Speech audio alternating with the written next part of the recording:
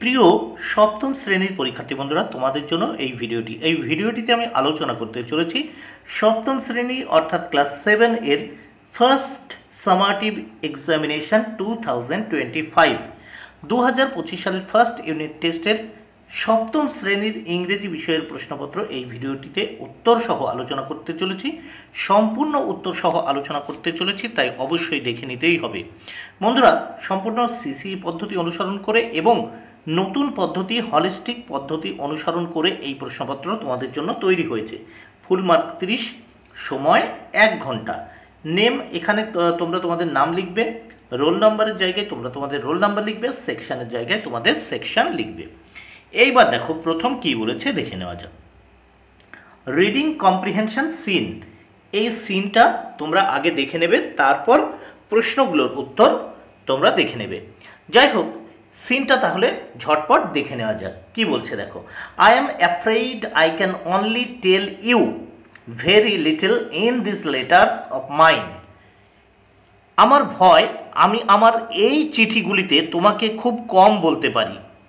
But that little I hope will interest you and make you think of the world as a whole and of other peoples in it as our brothers and sisters. তবে সেই সামান্যই আমি আশা করি তোমাকে আগ্রহী করে তুলবে এবং তোমাকে সমগ্র বিশ্বের এবং এই অঞ্চলের অন্যান্য লোকদেরকে আমাদের ভাই বোন হিসেবে ভাবিয়ে তুলবে। When you grow up, you will read about the story of the earth and her peoples in fat books, and you will find it more interesting than any other story or novel that you may have read. দেখো, তুমি যখন বড় হবে তখন তুমি মোটা বইগুলিতে পৃথিবী এবং তার লোকদের গল্প পড়বে। তারপর কি বলছে, হার এখানে গল্প পড়বে, and you will find it more interesting than any other story or novel that you may have read. এবং তুমি যে কোনো গল্প বা উপন্যাস পড়েছো তার চেয়ে বেশি আকর্ষণীয় দেখতে পাবে বা বুঝতে পারবে। তাহলে আমরা মোটামুটিভাবে সিনটা পড়ে নিলাম। এইবার আমরা দেখে নেব প্রশ্ন ও তার উত্তরগুলো। এতে অ্যান্সার দ্য ফলোয়িং কোশ্চেন্স, নিম্নলিখিত প্রশ্নগুলির উত্তর দাও। এর জন্য রয়েছে 4 মার্ক, প্রত্যেকটি প্রশ্নের জন্য 2 মার্ক করে বরাদ্দ। প্রথম প্রশ্ন, who wrote this letter and to whom, এই চিঠিটি কে কাকে লিখেছে? উত্তর দেখো, Jawaharlal Nehru wrote this letter to his daughter Indira Gandhi.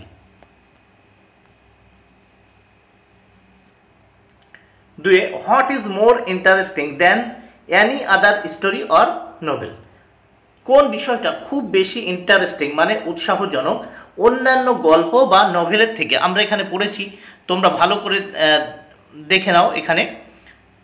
এইবার ওখান থেকেই কিন্তু দেখো, এখান থেকে আমরা উত্তরটা তুলে নেব। দেখো এখান থেকে যে the story of the earth, এখান থেকে কিন্তু আমরা উত্তরটা তুলেছি। তাহলে দেখো উত্তর, the story of the earth and her peoples in fat books are more interesting than any other story or novel. এইবার আমরা দেখে নেব 2 দাগে এখানে কি বলেছে সেটি ভালো করে দেখে নেওয়া যাক। 2 দাগে বলেছে দেখো, read the following poem and answer the question. নিম্নলিখিত এই পোয়েমস, পদ্যটি পড়ো বা কবিতাটি পড়ো এবং যে প্রশ্ন এবং প্রশ্নগুলো দেওয়া আছে তার উত্তরগুলো করতে হবে। তাহলে প্রথম কি বলছে দেখো, two of us in the churchyard lie, চার্চ ইয়ার্ডে বা চার্চের উঠোনে আমাদের 2 জন শুয়ে, my sister and my brother, আমার বোন এবং আমার ভাই, and in the churchyard cottage I dwell near them with my mother, এবং গির্জার উঠোনে কুড়ে ঘরে আমি আমার মায়ের সাথে তাদের নিকটে থাকি। দেখো, dwell near them with my mother, আমার মায়ের সাথে তাদের নিকটে থাকি। তাহলে এই পদ্যটা বা পোয়েমটা পড়া হয়ে গেল। এইবার এখান থেকে যে প্রশ্নগুলো এই প্রশ্নপত্রে আছে সেগুলি দেখে নেওয়া যাক। এতে কি বলেছে দেখে নেওয়া যাক। Tick the correct answer from the given alternatives. নিচে যে অল্টারনেটিভগুলো দেওয়া আছে তার থেকে সঠিক উত্তরটি বেছে নিতে হবে। দেখো, দ্য গার্ল লস্ট, মেয়েটি হারিয়েছে, উত্তর option C, a brother and a sister. তারপর 2 দাগে, the girl lives in the, দেখো অ্যান্সার হবে B, churchyard cottage, churchyard cottage. Next আমরা দেখব বি দাগে। বি দাগে কি বলেছে দেখে নেওয়া যাক। Write T for true statement and F for false statement. দেখো, সত্য বিবৃতির জন্য টি এবং মিথ্যা বিবৃতির জন্য এফ লিখতে হবে। বি দাগের 1, 2 of the girl's siblings are dead. এখানে বলছে দুটো মেয়ে শিশু মৃত, মৃত, এখানে এটি ফলস। তারপর দেখো, the girl lives with his father, মেয়েটি তার বাবার সঙ্গে থাকে বা বসবাস করে, এটাও ফলস, তার মায়ের সঙ্গে থাকে। এবার আমরা দেখব নিচে কি বলেছে দেখে নেওয়া যাক। রিডিং কম্প্রিহেনশন আনসিন, এটা একটা আনসিন দেওয়া আছে, এই আনসিনটা পড়তে হবে। তারপর কি বলছে দেখো, read the following text and answer the question.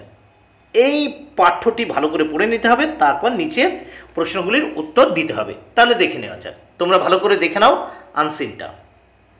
India is a land of rivers. দেখো, ভারত একটা নদীমাতৃক দেশ। The snow of the Himalayas melt and flow down the rivers of north India. দেখো, হিমালয়ের তুষার গলিত হয়ে সেইগুলো দিয়ে নর্থ ইন্ডিয়া, উত্তর ভারতের নদীগুলো পরিপূর্ণ হয়। So there remains water in rivers throughout the year. তাই মানে এই বরফগুলো জলের জন্য সারা বছর এই নদীগুলিতে জল থাকে। The soil of north India is soft.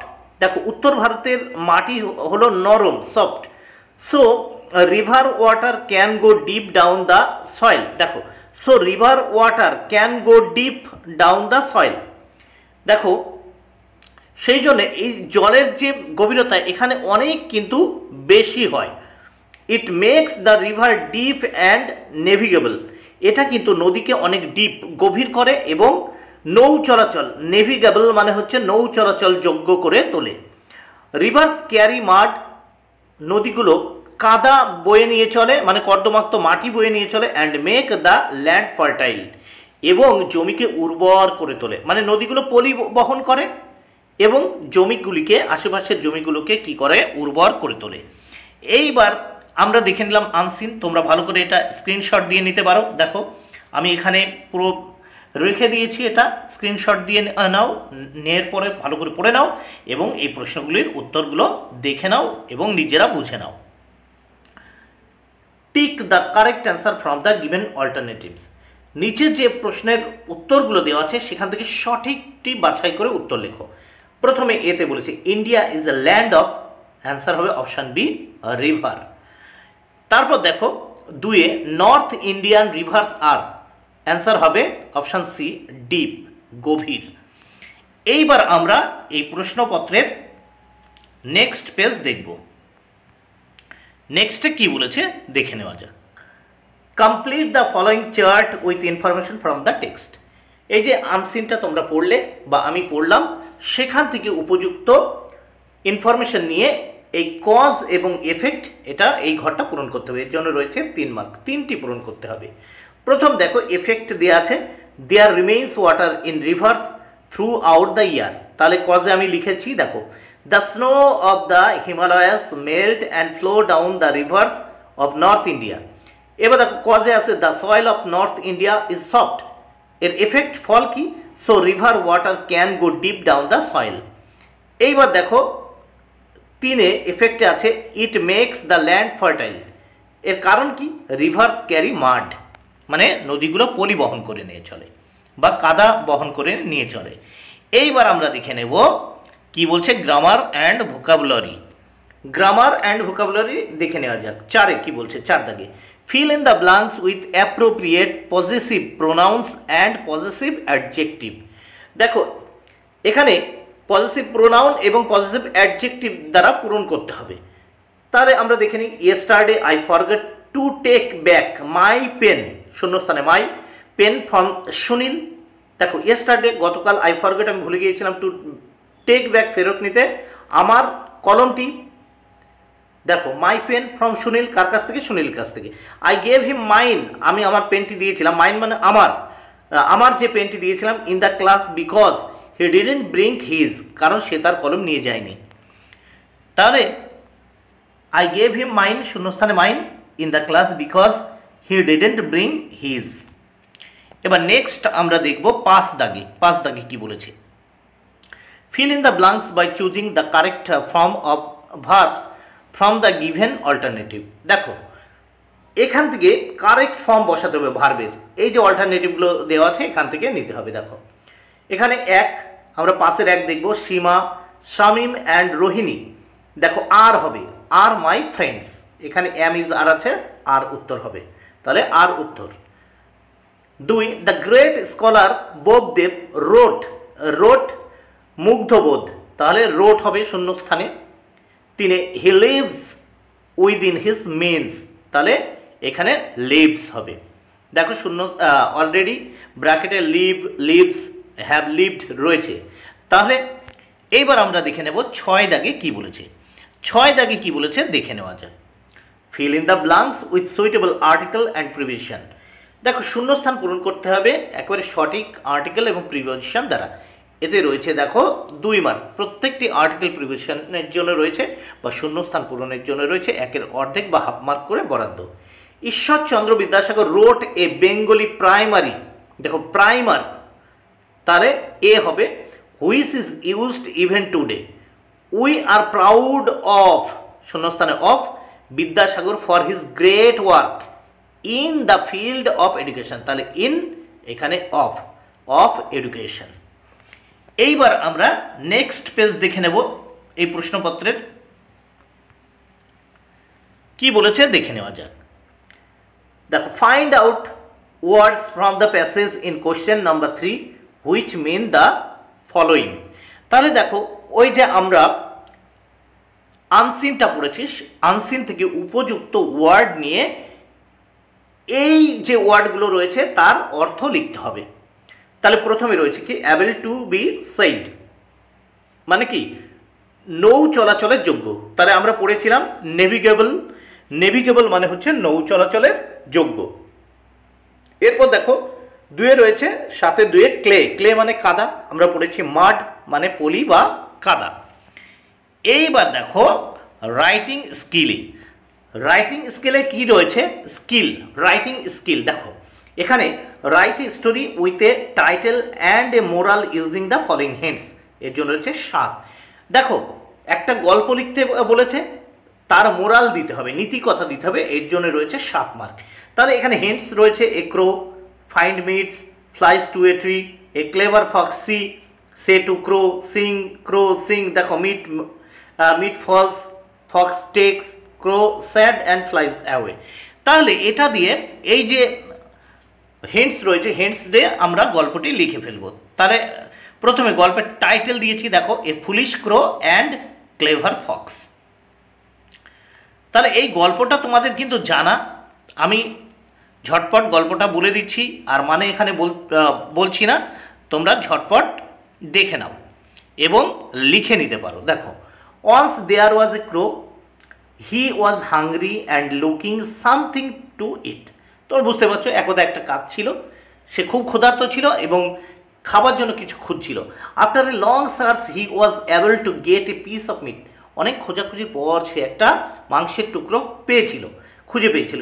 It held the piece in its beak, সে তার মুখে করে বা ঠোঁটে করে এটি টুকরোটি নিয়েছিল।